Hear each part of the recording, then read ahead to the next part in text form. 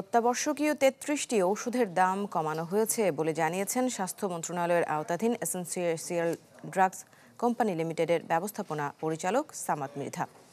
বলেন, সিন্ডিকেট ভেঙে এবং অদক্ষ জনবল কমিয়ে ৩৩টি প্রয়োজনীয় ওষুধের দাম কমানো হয়েছে। আগামী ৬ মাসের মধ্যে অধিকাংশ ওষুধের দাম কমিয়ে ফেলারও সম্ভাবনা রয়েছে বলে জানান তিনি। ইডিসিএল কার্যালয়ে এক সংবাদ সম্মেলনে প্রতিষ্ঠানটির এমডি এসব বলেছেন। জানান, ইডিসিএল তৃতীয় প্রজন্মের জন্ম নিরোধক পিল উৎপাদন এবং আইভি ফ্লুইড প্ল্যান্ট করছে।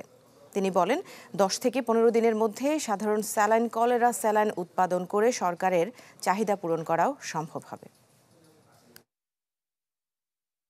সিন্ডিকেট ভাঙার কারণে আমার ঔষধের দাম 10 থেকে 50% প্রাইস কমেছে। কোনো ওষুধের 50% দাম কমিয়ে এনেছি, 10% কমে এনেছি। তাতেই মনে করেন যে আমার কত সেভ হবে এবং কত